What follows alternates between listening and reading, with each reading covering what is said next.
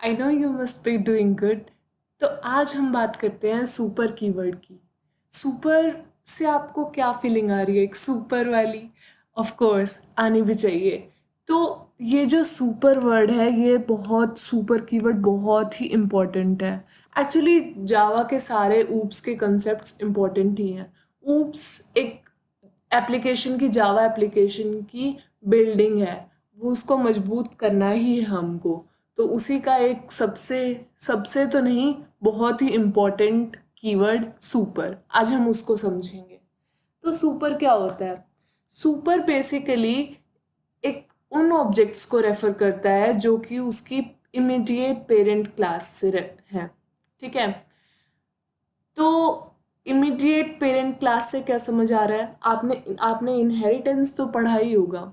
मैंने इनहेरिटेंस की भी एक वीडियो बनाई थी। इनहेरिटेंस में क्या है कि जो उसकी इमीडिएट पेरेंट क्लास है, जिससे वो क्लास एक्सटेंड हुई है, हमारी क्लास एक्सटेंड हुई है,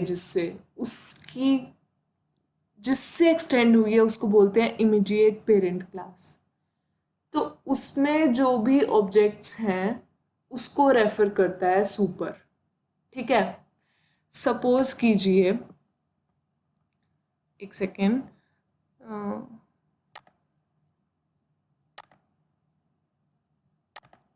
सपोज कीजिए एक पेरेंट क्लास है, ओके, और ये है एक चाइल्ड क्लास।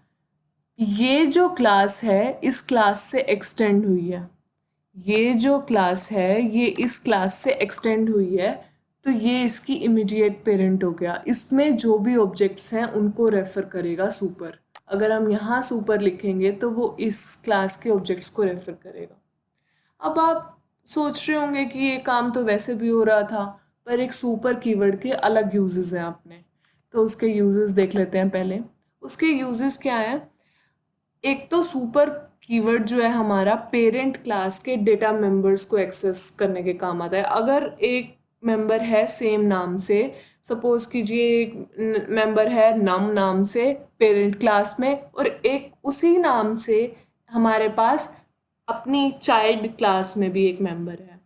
तो जब हम उसकी वैल्यू चाइल्ड क्लास में प्रिंट कराएंगे तो वो चाइल्ड लोकली वाली वैल्यू लेगा। अगर हमें मान लीजिए ऊपर वाली वैल्यू भी चाहिए उधर, तो उस चीज़ को करने के लिए, उस चीज़ के यूज़ के लिए ही हमारे पास सुपर कीवर्ड आया है। मैं आपको सारे एक्सप्लेन करूँगी। ऐसा करते हैं कि एक यूज़ केस हमने पढ़ा, इसका हम प्रोग्राम देख लेते हैं पहले। तो इसका प्रोग्राम मैंने कुछ, हाँ, आज मैंने जावा जेडूडल के बजाय IDE गीक्स फॉर गीक्स का ये कंपाइलर खोला है। ये इसलिए ताकि आपको गीक्स फॉर गीक्स का नाम पता चल जाए। Geeks for Geeks basically coding की ही साइट है, और इसमें बहुत अच्छे अच्छे कोड्स हैं। आप इसको प्रैक्टिस कीजिए। तो मैं आपको खोल कर दिखाती हूँ कि आपको कहाँ से क्या प्रैक्टिस करनी है। आप गीक्स फॉर गीक्स खोलिए। गीक्स फॉर गीक्स खोलेंगे तो इधर इधर तो एक तो सारे ये कोडिंग के क्वेश्चंस आते हैं, ये सब भी आप कर सकते हैं।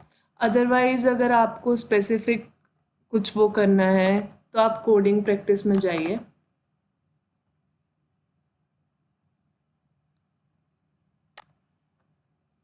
कोडिंग प्रैक्टिस में जाइए। इधर आपको ऑनलाइन कोर्सेज भी मिलेंगे, और एक्सप्लोर देखते हैं। एक्सप्लोर देखा तो इधर सारी ये प्रॉब्लम्स आ जाएंगी। आप चेक कर सकते हैं कि आपको क्या सेलेक्ट करना है, क्या डिफ़िकल्टी सेलेक्ट करनी है, और आप इनको कर सकते हैं।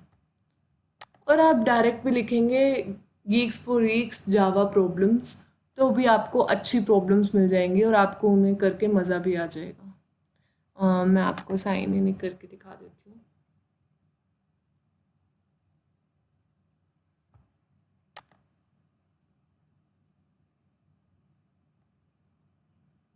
नेट इशू है कुछ, देखिए मैंने ये प्रोग्राम इधर full function problem, sold unsold सब होगा, मैंने सॉल्व भी किए होंगे, होप सो कोई ना कोई। अनसोल्ड ही है सारे। तो ये सब हमारे कोर्सेज हो गए, एक्सप्लोर हो गया। प्रैक्टिस में देखिए, प्रैक्टिस में ये डेटा स्ट्रक्चर्स है, एल्गोरिदम्स है, ये सब है। हाँ, बेसिकली अगर आप एरे सेलेक्ट करते हैं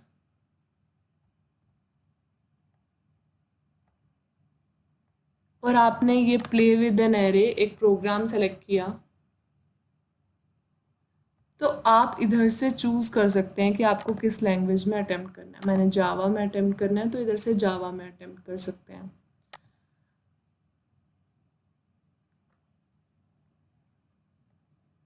ठीक है, तो इधर से आप सर्च कर सकते हैं। और आपको अगर डायरेक्ट इसका IDE खोलना हो, यानी कि कंपाइलर खोलना हो, तो टाइप कीजिए IDE.geeks4geeks.organization.org। ठीक है, इस तरह से कंपाइलर खुल जाएगा और इधर ये सारी लैंग्वेजेस हैं। आप जो भी लैंग्वेज सेलेक्ट करेंगे आपको उसी का एक बेसिक स्ट्रक्चर मिल जाएगा। जैसे मैंने जावा सेलेक्ट की, तो जावा का आना चाहिए था एक बेसिक स्ट्रक्चर, कुछ इशू होगा इसमें, अदरवाइज़ यहाँ पर एक बेसिक स्ट्रक्चर आता। ठीक है, तो अभी के लिए इसको बंद करते हैं, आप अपना स्ट्रक्चर खुद भी लिख सकते हैं। तो हम स्टार्ट कर रहे थे, हमने पहला यूज़ केस पढ़ा था कि अगर डेटा मेंबर्स पेरेंट क्लास के एक्सेस करने हो।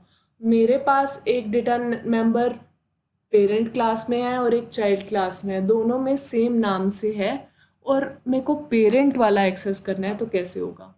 देखिए, मैंने एक सुपर क्लास बनाई है, इंट नम। ठीक है, 100 वैल्यू दी है। इधर मैंने एक उसकी सब क्लास बनाई है। ठीक है, उधर मैंने 110 वैल्यू दी है। अब मैंने 110 प्रिंट करना है, 110 प्रिंट करना है, तो मेरा नॉर्मली प्रिंट कर देगा यहाँ पर प्रिंट नंबर जब मैं कॉल करूँगी। देखिए, इस तरह से मैं इसको यहाँ से रन करूँगी। हाँ, मैंने ये इसका लेआउट यहाँ से चेंज किया है, आप ताकि इजी हो यहाँ से कोड और यहाँ से आउटपुट दिखाने में, इसलिए किया है बेसिकली। आप कैसे भी कर सकते हैं। तो इधर देख रहे होंगे आपके पास 110 प्रिंट हुआ, लेकिन अगर मुझे यहाँ पर 100 प्रिंट करना होता, अब मेरे पास यहाँ भी नम है, यहाँ भी नम है, तो मैं क्या करती, इधर मैं लिखती सुपर डॉट नम। देखते हैं रन करके रन होता भी है या नहीं।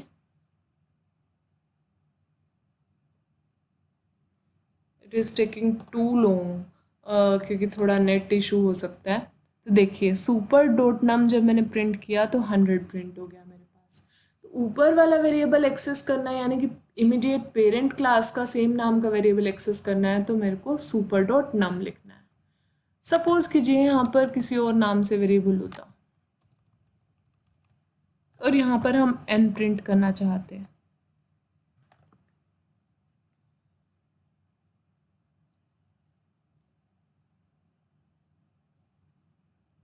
तो हमारे पास हो जाता। लेकिन क्योंकि ये इस क्लास ने एक्सटेंड किया है, अब अगर हम मेरे पास सेम नाम का हो तब ये इशू आती है, और तब इस इशू को रिजोल्व करने के लिए ही हमारे पास सुपर कीवर्ड आया। ठीक है, इसमें यही समझाया हुआ है, यही जो मैंने आपको करके दिखा दिया। तो इसको हम हटा देते हैं। अब देखते हैं हम to explicitly call the new no argument and parameterized constructor of parent class। अब अगर हमने प्रोग्राम से ही समझते हैं इसको, अगर हमने एक पेरेंट क्लास का कंस्ट्रक्टर कॉल करना है, ठीक है, ये एक पेरेंट क्लास है, ये एक सब क्लास है जिसने पेरेंट क्लास को एक्सटेंड किया है। इसका एक कंस्ट्रक्टर है, वो बिना पैरामीटर वाला, नो आर्ग्यूमेंट वाला। एक कंस्ट्रक्टर है आर्ग्यूमेंट्स के साथ। ठीक है, अब मैं जब सब क्लास ये करूँगी तो इससे क्या होगा कि पहले पेरेंट क्लास का कंस्ट्रक्टर कॉल होगा, फिर सब क्लास का कंस्ट्रक्टर कॉल होगा, फिर ऑब्जेक्ट डॉट डिस्प्ले वाला चीज़ कॉल होगी, फिर इसी तरह इसमें भी ऐसे होगा कि पहले उसका बिना पैरामीटर वाला, फिर सब क्लास का पैरामीटर वाला। देख लीजिए बेशक। आपको थोड़ा वेट ज़रूर करना पड़ सकता है, तब तक हम इसको और अच्छे से समझते हैं कि टू एक्सप्लिसिटली कॉल मतलब कि अगर आपको बिना चाइल्ड क्लास के कंस्ट्रक्टर के कॉल करे आपको पेरेंट क्लास का कंस्ट्रक्टर कॉल करना है तो कैसे होगा। देखिए इसमें मैंने आपको यही कहा था कि पहले पेरेंट क्लास का कंस्ट्रक्टर कॉल हो रहा है, फिर चाइल्ड का, फिर हेलो प्रिंट होगा इस स्टेटमेंट से, फिर कंस्ट्रक्टर कॉल हो रहा है पेरेंट क्लास का, फिर आर्गुमेंट कंस्ट्रक्टर कॉल हो रहा है चाइल्ड क्लास का। तो जब हमें एक्सप्लिसिटली कॉल करना होगा तो हम कैसे करें। तो देखिए इधर मेरे पास मैं जब इसको कॉल कर रही हूँ सुपर हा को, सुपर हा इस जब मेन में आते हैं, पहले मेन में मैं सब क्लास का एक ऑब्जेक्ट बना रही हूँ, ठीक है। सब क्लास का जब मैं ऑब्जेक्ट बनाती हूँ तो मेरे पास पेरेंट क्लास का कंस्ट्रक्टर कॉल होता है, ठीक है। तो मैं इसको रन करती हूँ, पहले पेरेंट क्लास का रन होता है, फिर सब क्लास का रन होता है। मेरे पास कभी भी पैरामीटराइज कंस्ट्रक्टर कॉल नहीं होता पेरेंट क्लास का।